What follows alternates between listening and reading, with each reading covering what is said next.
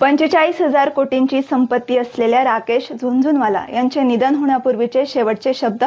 मी व्यावसायिक जगतात यशाच्या शिखरावर पोहोचलो आहे. माझे जीवन हे इतरांच्या दृष्टीने यश आहे, मात्र मला कामाशिवाय आनंद नव्हता. पैसा हे फक्त एक सत्य आहे जे मी वापरतो.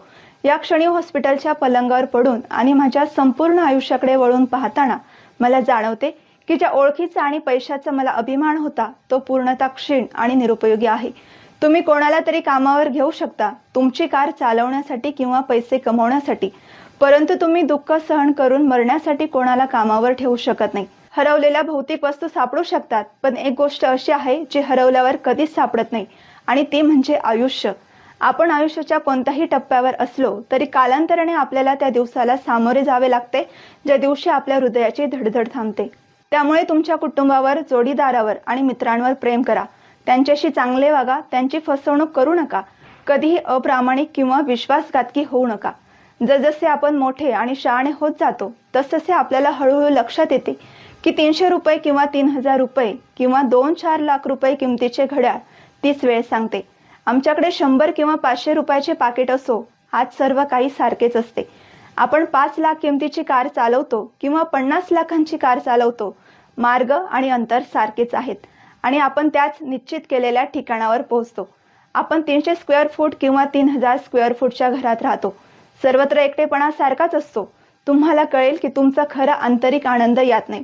त्यामुळे या जगाच्या भौतिक गोष्टींमधून बाहेर या. तुम्ही फर्स्ट क्लास किंवा इकॉनॉमी क्लासमध्ये उड्डाण करा. जर विमान खाली गेले तर तुम्ही त्याच्याबरोबर खाली जाणार आहात. म्हणूनच मला आशा आहे की तुम्हाला हे समजले असेल की तुमचे मित्र असतील ज्यांच्याशी तुम्ही गप्पा मारता, हसता, गाता, आनंद व्यक्त करता. जीवनाचा हाच खरा आनंद आहे. जीवनातील एक निर्विवाद सत्य, तुमच्या मुलांना फक्त श्रीमंत होण्यासाठी शिकवू नका, त्यांना आनंदी राहायला शिकवा. जेव्हा ते मोठे होतात तेव्हा त्यांना वस्तूंचे मोल कळेल, फक्त किंमत नाही. जीवन म्हणजे काय? जीवन अधिक चांगल्या प्रकारे समजून घेण्यासाठी 3 ठिकाणे आहेत: रुग्णालय, जेल आणि स्मशानभूमी. रुग्णालयात तुम्हाला समजेल की आरोग्यापेक्षा काहीही चांगले नाही. स्वातंत्र्य किती मौल्यवान आहे हे तुरुंगात तुम्हाला दिसेल. आणि स्मशानभूमीत तुम्हाला कळेल की जीवन काहीच नाही.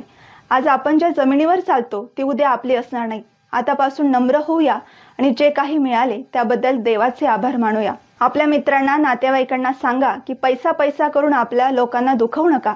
पैसा सर्वस्व नाही. पैसा आज आहे तर उद्या नाही. जो कर्म चांगले करतो देव त्यांच्यावरच प्रेम करतो.